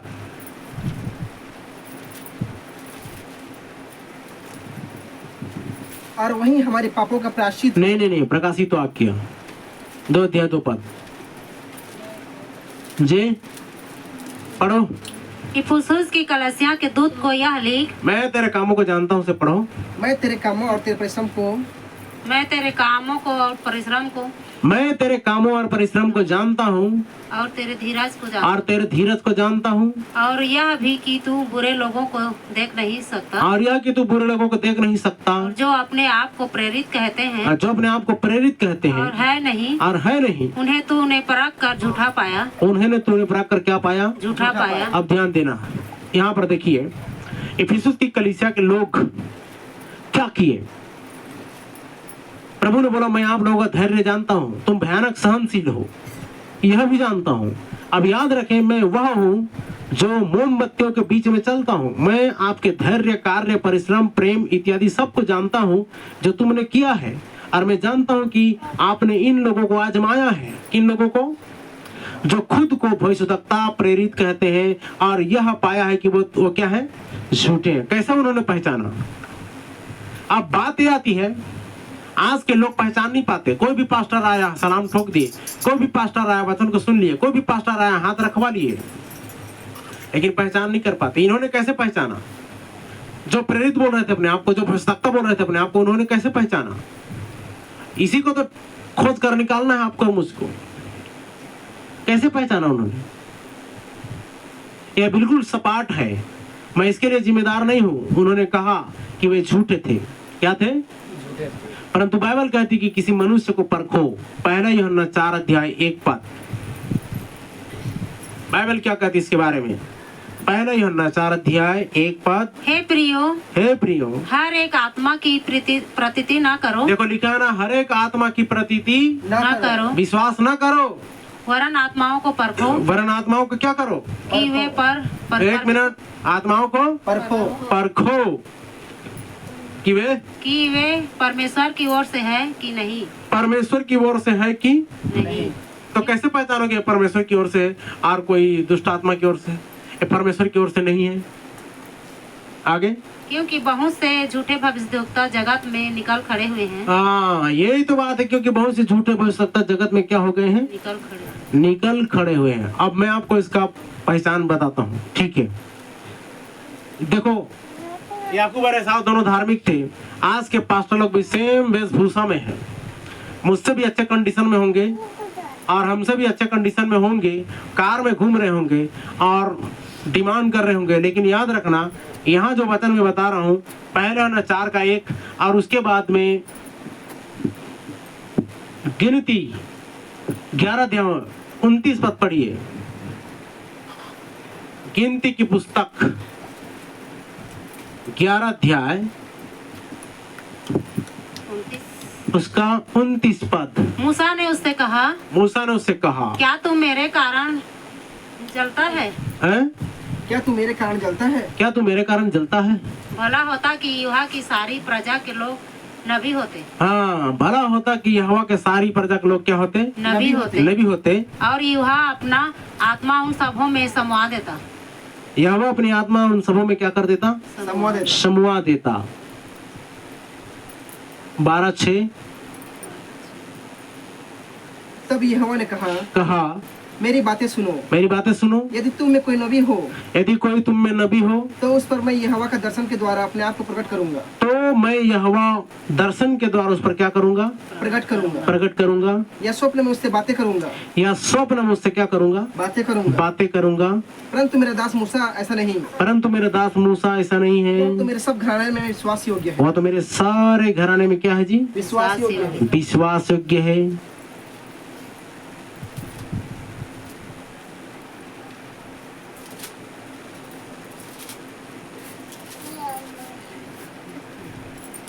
तो कुल मिलाकर के याद रखिए, परमेश्वर यहाँ पर क्या बोलना चाह रहा है?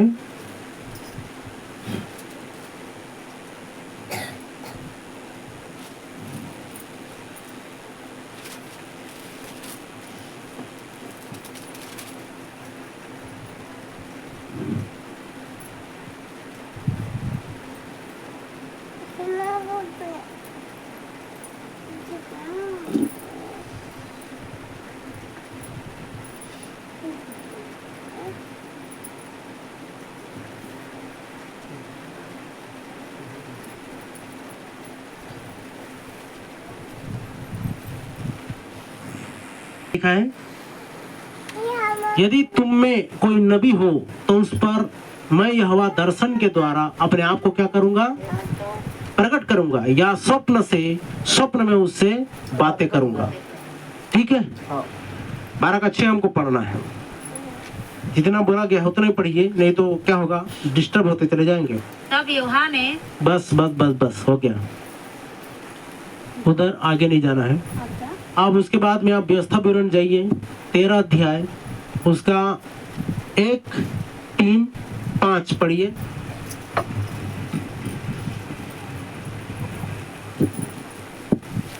यदि तेरे बीच कोई भविष्यद्वक्ता या स्वप्न देखने वाला प्रकट होकर तुझे कोई चिन्ह या चमत्कार दिखाए। अब ध्यान से सुनिए, परमेश्वर इस रीति से क्या करेगा, आपका टेस्ट लेगा। कैसा, क्या बोल रहा है, पढ़ो। यदि तेरे बीच कोई भविष्यद्वक्ता या अगर तेरे बीच में कोई भविष्यद्वक्ता या स्वप्न देखने वाला प्रकट होकर तुझे कोई चिन्ह दिखाए, चिन्ह या चमत्कार दिखाए और जिस चिन्ह या चमत्कार को प्रमाण ठहरा कर वह तुझसे कहे आओ हम पराये देवताओं के अनुयायी होकर जिनसे तुम अब तक अनजान रहे, हाँ, उनकी पूजा करें। उनकी क्या करें? पूजा करें। तब तुम उस भविष्यद्वक्ता या स्वप्न देखने वालों के वचन पर कभी कान न धरना। Hallelujah, hallelujah. क्या लिखा है? लेकिन यहाँ पर मैं क्या करते पता है, कान लगाते हैं, सुनते हैं। इधर लिखा है उस भविष्यद्वक्ता और सपना देखने वाला पर कभी कान नहीं लगाना। 5 तक। क्योंकि तुम्हारा परमेश्वर यहोवा तुम्हारी परीक्षा लेगा, जिससे यह जान ले कि हाँ, ये मुझसे अपने सारे मन और सारे प्राण के साथ प्रेम रखते हैं। ये मुझसे सारे प्राण सारे मन से प्रेम रखते हैं या नहीं। तुम अपने परमेश्वर यहोवा के पीछे चलना और हाँ, यहोवा नहीं, यहोवा के पीछे चलना बस। और जो कुछ वह कहे वह पूरा होना चाहिए। 5 तक हो गया? नहीं हुआ है। तो 1, 3 और 5 को मैंने पढ़ने के लिए बोला था, आप 1 से 5 पढ़ रही लगातार। पढ़ो 5 को।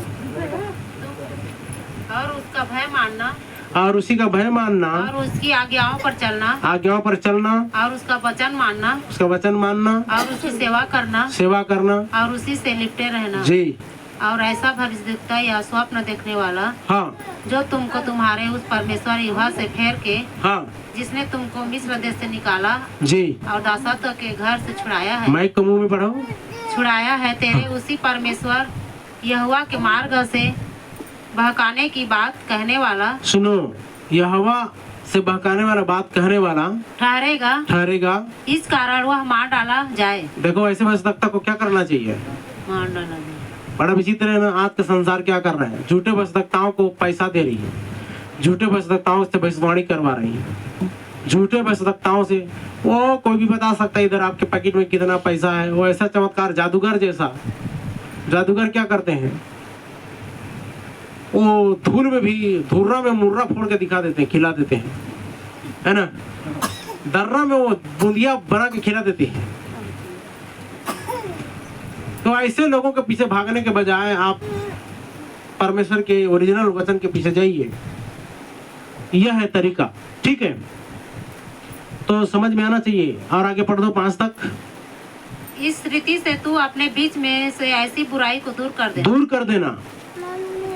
मतलब है कि जो वो कहे वह पूरा होना चाहिए, उसकी सुनो, उनसे डरो मत, क्योंकि मैं उसके साथ हूँ। परंतु यदि ऐसा न हो तो उसकी बात मत मानो, मत सुनो, उसे मेरा वचन नहीं मिला है। प्रभु का वचन है तो वह पूरा होगा, अन्यथा नहीं होगा। समझ रहे? प्रभु का वचन है तो वो क्या होगा, वो पूरा होगा, और वचन नहीं है तो पूरा नहीं होगा। यही एक तरीका है पहचानने का। अब उन्हें पता चला, ये इफिसुस की कलीसिया को पता चला कि वे लोग बाइबल के अनुसार नहीं चल रहे थे, वे कुछ और पाने की कोशिश कर रहे थे। हम चाहते हैं कि आप अपनी सोच को अभी सीमित रखें, जहां हम कुछ ही मिनटों में अंतिम बिंदु तक पहुंच जाएं। ठीक है। अब जैसा कि हमने कहा था, इससे पहले कि हम इसे फिर से शुरू करें, प्रत्येक जागृति या पुनरुत्थान जुड़वा बच्चों की एक जोड़ी पैदा करता है। एक आध्यात्मिक व्यक्ति है और दूसरा पृथ्वी का एक स्वाभाविक व्यक्ति है। मैं चर्च में शामिल हुआ, मैं किसी भी अन्य व्यक्ति के समान अच्छा हूं, वो बोलेगा, लेकिन क्या है वो? पृथ्वी का स्वाभाविक व्यक्ति है और एक जो है ना आध्यात्मिक व्यक्ति रहेगा, मतलब आत्मा से भरा हुआ। और इस पुनरुद्धार ने यही उत्पन्न किया, यही है पुनरुद्धार, यही तो लूथर ने निर्मित किया, इरेनियस ने, मार्टिन ने, कोलंबो ने, वेस्ली ने किया और यही पेंटिकॉस्ट ने उत्पादित किया। बोलिए हालेलुया। बिल्कुल, क्या आप समझ रहे हैं? यस और नो? सब समझ रहे हैं? पीछे वाले हाँ या नहीं? जवाब दीजिए। सुने नहीं दिया? समझ रहे हैं कि वे कैसे बीज बोने गए हैं, अपने चर्च बनाए और आगे बढ़े अच्छे स्थान, और हे परमेश्वर खड़े हो जाओ और प्रेरितों के पंथ को दोहराओ। हम पवित्र रोमन कैथोलिक चर्च और संतों के समुदाय में विश्वास करते हैं। कौन सा? अभी के रोमन कैथोलिक चर्च में नहीं। जो कोई भी संतों की संगति में विश्वास करता है वह आध्यात्मवादी है। मृतकों के साथ जो कुछ भी संवाद होता है वह शैतान का होता है। किसके साथ में? मृतकों के साथ। लिखा है जो जीवता तो कहलाता है परंतु है मरा हुआ, उनके साथ में शैतान का समझौता होता है।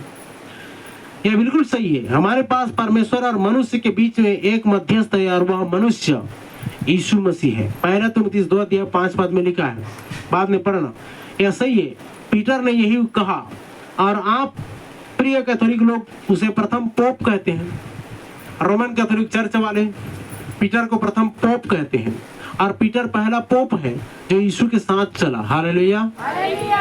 और फिर उसने कहा कि परमेश्वर और मनुष्य के बीच कोई अन्य मध्यस्थ नहीं है। तो फिर मरियम को कहां से मध्यस्थ बनाते हैं? अन्य चीजों को और कहां से मध्यस्थ बनाते हैं? अन्य चीजों को और कहां से मध्यस्थ बनाते हैं? और आज आपके पास 10,000 अन्य हैं। यदि चर्च अचूक है और बदलता नहीं है तो यह इतना क्यों बदल गया है?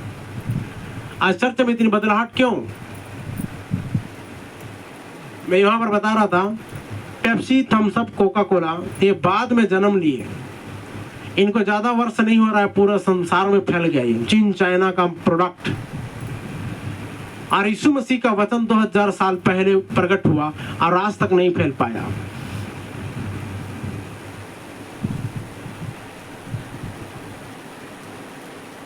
आपको बाइबल में प्रेरितों का विश्वास कथन कहां मिलेगा? यदि प्रेरितों का कोई पंथ था तो वह था पश्चाताप करो और तुम में से हर एक अपने अपने पापों की क्षमा के लिए यीशु मसीह के नाम से बपतिस्मा ले, तुम पवित्र आत्मा का दान। यही प्रेरितों का कथन है, यही प्रेरितों का कथन है। किसी अन्य पंथ के बारे में हमने तो उन्हें कभी जानते हुए या पढ़ते हुए नहीं सुना। आपने सुना क्या? ये प्रेरितों को देखा आप लोगों ने कभी पढ़ते सुनते कुछ और बात? इन्होंने सिर्फ यही कहा पश्चाताप करो और अपने अपने पापों की क्षमा के लिए यीशु मसीह के नाम से क्या लो? बपतिस्मा लो। लेकिन जब बात पवित्र रोमन चर्च और इन सभी अन्य चीजों की आती है और सर्वशक्तिमान परमेश्वर जो स्वर्ग और पृथ्वी का संरक्षण करने वाला है करता है, तो लोग बोलते हैं कि बकवास है। देखना यही सही है, ये अंदर नहीं है, बाइबल में नहीं है, धर्म ग्रंथ में नहीं है, ऐसी कोई बात नहीं है। यह एक बनाया गया पंथ है जिसे उन्होंने बना लिया है। कौन सा बना लिया है? क्या बनाया है? अब आगे जाते हैं। आज हम देख सकते हैं कि हमारे प्रोटेस्टेंट जब हम यहाँ उतरे तो उनसे एकदम दूर चले गए। और जैसा कि बिली ग्राहम ने कहा था, रविवार, कौन सा रविवार? लोग तब तक गलत रहे हैं जब तक उन्हें लगता है कि वे बिल्कुल सही है, यह सच है। लोग क्या बोल रहे हैं? हम लोग सही हैं, लेकिन इधर वचन के अनुसार गलत है। इसी बात की खुशी है, इस बात की खुशी है कि हम जानते हैं कि विली ग्राहम को वहां जॉर्ज जाफरीज के अधीन पवित्र आत्मा प्राप्त हुई थी, लेकिन इन कुछ दिनों में वह उससे बाहर आ जाएगा। मतलब समझ रहे हैं, परमेश्वर अभी उसे उपयोग कर रहा था, वही उसे हिला सकता है उस साम्राज्य को जिसमें शायद ही कोई और प्रवेश कर सकता है। मतलब समझ रहे हैं, बिली ग्राहम के अंदर पवित्र आत्मा क्यों था? क्योंकि उस साम्राज्य को वही हिला सकता है, पवित्र आत्मा, कोई और में दम नहीं है। पवित्र आत्मा अगर आपके अंदर में है तो आप एक साम्राज्य को हिला सकते हो। और वो लिखा है कि बिली ग्राहम को इस्तेमाल कर रहा है, परमेश्वर उपयोग कर रहा है। अब कुछ दिनों के बाद में पवित्र आत्मा उससे बाहर आ जाएगा और उसका इस्तेमाल होना बंद हो जाएगा। ये प्रभु के दास नबी बता रहे हैं। लेकिन आप उनके उपदेश को देख सकते हैं, इसके पीछे कुछ है। इनमें से कुछ हाथ मिलाने वाले बैप्टिस्ट हैं। प्रकाशित वाक्य 2 अध्याय 2 पद में ये लोग कैसे जाने कि वे झूठे लोग हैं? कौन लोग? तूने यीशु मसीह ने क्या बोला? तूने उन्हें परख कर क्या पाया? झूठा पाया। कैसे परखेंगे? कैसे परखेंगे?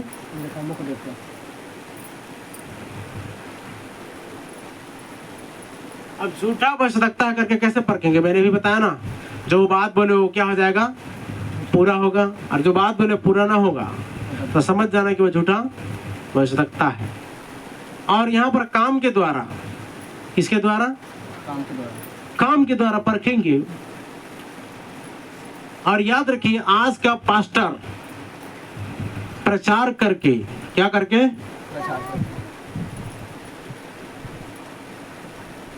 वचन का उदाहरण नहीं दे रहा है, वचन से उसको मैच करके नहीं बता रहा है, तो समझ जाना चाहिए कि ये झूठा है।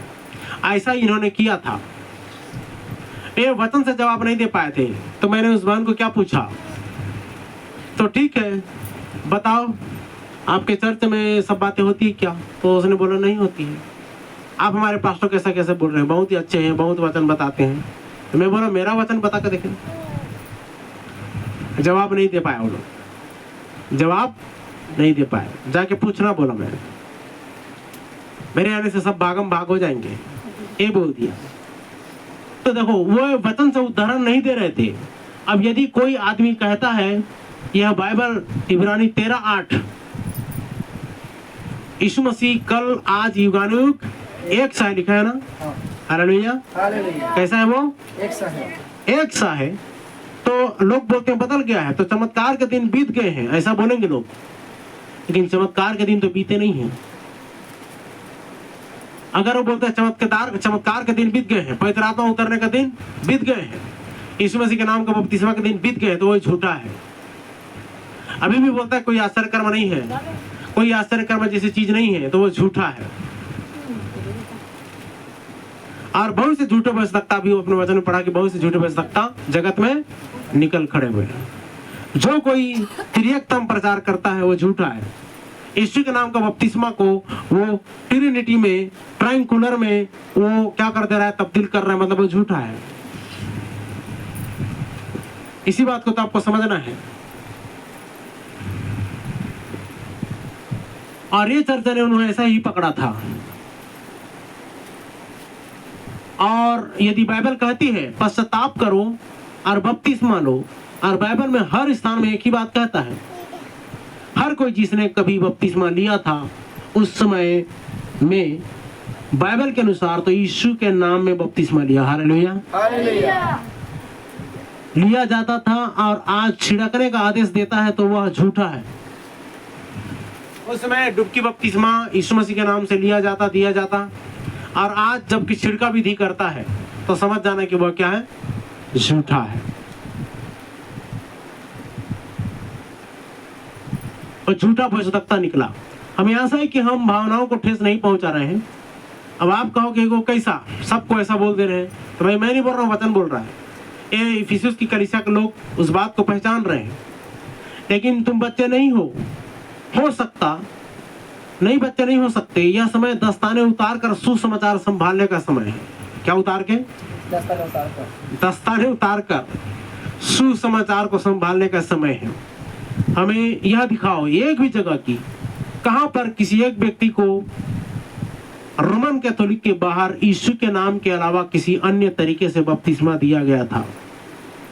अगर आप में से कोई भी इस नाम के अलावा अन्य तरीके से बपतिस्मा लिया है तो आप ईसाई चर्च में नहीं है। कौन से चर्च में नहीं है? देखिए, परिवर्तन और आशीष, ये सारी चीज तब आनी शुरू हुई जब आप यीशु मसीह के नाम से बपतिस्मा लिए।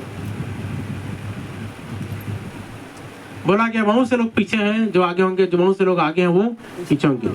सुनीता परिवार में जब मैं शुरुआत में लोग बुलाया गया, पवित्र आत्मा ने रिवील किया, भाई आप लोग का ये जो है वो काम नहीं करेगा। जो आवरण है, अब आवरण काम कर रहा है, अब परिवर्तन आ रहे हैं, अब काम हो रहे हैं, अब जागृति आ रही है। अब वो जैसा चाह रही है वैसा होते चला जा रहा है। हालेलुया। हालेलुया। सुनीता, सच है कि नहीं है?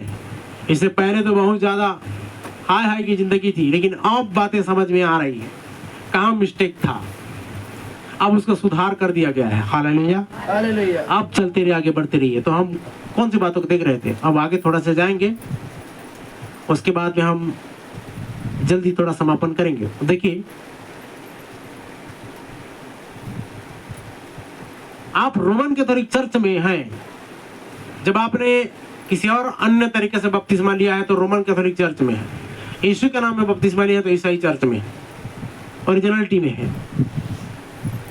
आपने वैसा बपतिस्मा लिया है। उनके अपने रविवार के आगंतुक जिस तरह में जीरा में कहा गया, सुन रहे हैं, उनके पास एक पुस्तक है, रविवार के आगंतुक जीरा नाम का एक पुस्तक है, जिसमें ऐसा कहा गया, सवाल, क्या कोई प्रोटेस्टेंट बचाया जाएगा? वे दावा करते हैं और बाइबल में कहा गया है यीशु मसीह के नाम से बपतिस्मा लेना है। बोलिए हालेलुया। हालेलुया। वे ट्रिनिटी में दावा करते हैं और छिड़काव में दावा करते हैं, लेकिन कहां पर ऐसा है बाइबल में? बताओ। कोई बेस नहीं, कोई बाइबल का आधार नहीं उनके पास में, फिर भी वो क्या करते हैं, उन चीजों को लेकर के आगे बढ़ना चाहते हैं, लेकिन ऐसा नहीं है। और हमने उसे वहां से लिया है और इसे पिता, पुत्र और पवित्र आत्मा रखा है। कहां से लिया? एक काउंसिल सभा बैठी और उस वक्त बोला गया, जो यीशु मसीह के नाम का छोड़ करके पिता, पुत्र, पवित्र आत्मा के नाम से बपतिस्मा लेगा, उसको चर्च की सदस्यता मिलेगी। चर्च में जितना फैसिलिटी है वो आलीशान फैसिलिटी का वारिस होगा, हकदार होगा, और अन्य किसी चर्च के अलावा मतलब अन्य रीति से बपतिस्मा उसको परमिशन दिया नहीं जाएगा। मतलब एक डिटाच करके नाम का व्यक्ति है ना, उसको बताया था मैं आप लोग को, याद होगा तो। उसी ने पिता, पुत्र, पवित्र आत्मा का नाम का शुरू किया बपतिस्मा। इसके लिए वे तैयार हो गए। ये सही नहीं है, यह एक ईसाई बपतिस्मा नहीं है, बल्कि रोमन कैथोलिक बपतिस्मा है। आप में से कितनों ने ईसाई बपतिस्मा लिया है? लिया है ना? एक ही बहन बची यहाँ पर, गुरुवारी। ठीक है, आगे जाते हैं। अब तीसरा पद पढ़ो। तीसरा पद प्रकाशित वाक्य 2 अध्याय 3 पद।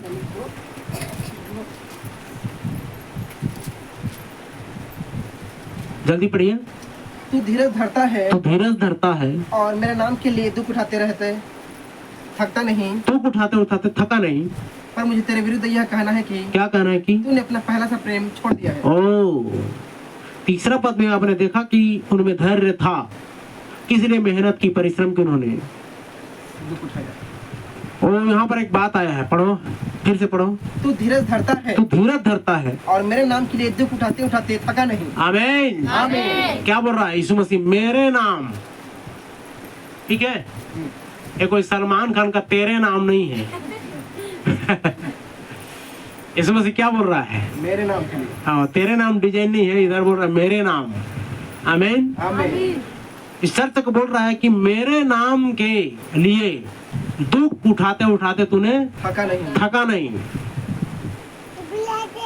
और यदि मत्ती सुसमाचार 18 अध्याय उसका 21 पद को पढ़ेंगे तो क्या लिखा है?